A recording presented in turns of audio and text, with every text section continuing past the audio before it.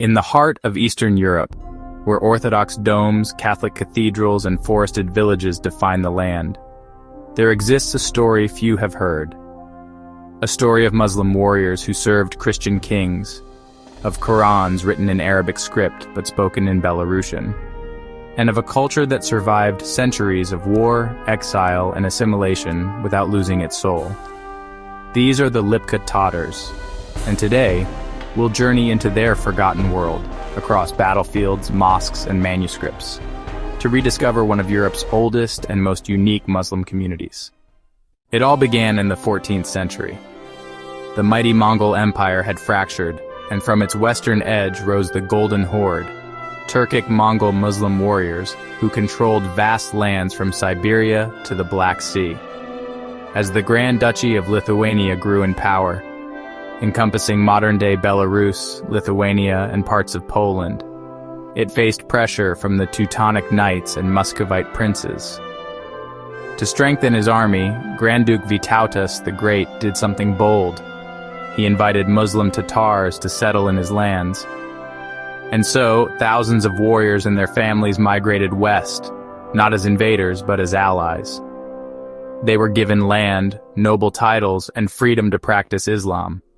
In return, they served as elite cavalrymen, defending the borders of Christian kingdoms with unwavering loyalty.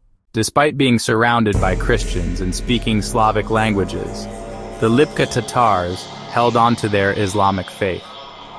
They built wooden mosques in towns like Evye, Novorudak, and Minsk.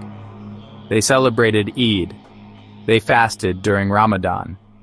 And they passed on the teachings of the Prophet Muhammad, peace be upon him, generation after generation. But what's most astonishing is how they wrote about it. Let's talk about the Kitab manuscripts. These are books written using the Arabic alphabet, but in languages like Belarusian, Polish, and even Old Tatar. Over time, the Lipka Tatars stopped speaking their old Turkic languages, but they kept using the Arabic alphabet to write down their new native languages. These books weren't just translations of the Quran. They also had hadiths, prayers, and even everyday tips on how to live as a Muslim in a Christian country. So, who exactly were these people? By the 1600s, they were a big part of the local community. They dressed like Belarusians. Their names sounded Slavic. Many of them didn't speak any Tatar at all. But in every home, you'd find a Quran, written with Arabic letters, often by hand. The Lipka Tatars became a rare mosaic: Turkic blood, Slavic tongue, Muslim faith. They intermarried with locals, fought in Polish and Lithuanian armies, and even served as royal bodyguards in the Polish-Lithuanian Commonwealth. And yet, their identity endured. Not through force, but through family memory, ritual, and ink on fragile paper. But history was not always kind. Under the Soviet regime, many mosques were shut down, kitabs were confiscated, religious practice was suppressed. Thousands of Lipka Tatars were deported, scattered, or forced to assimilate further. Yet some held on. In secret, they taught their children Islamic prayers. Hidden kitabs were read by candlelight. And when the Soviet Union collapsed, Lipka Tatar identity emerged from the shadows, resilient, proud, and still rooted in faith. Today, only a few thousand Lipka Tatars remain in Belarus and neighboring countries. But they are reclaiming their story. Mosques are being restored.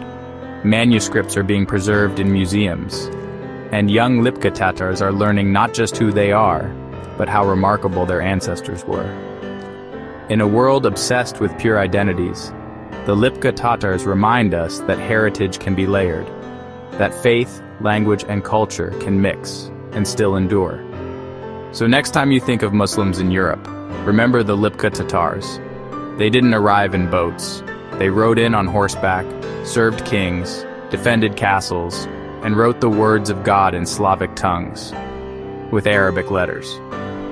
History didn't forget them, we just stopped looking. If you enjoyed this story, don't forget to like, share, and subscribe for more untold histories. And tell us in the comments, what other forgotten cultures should we explore next?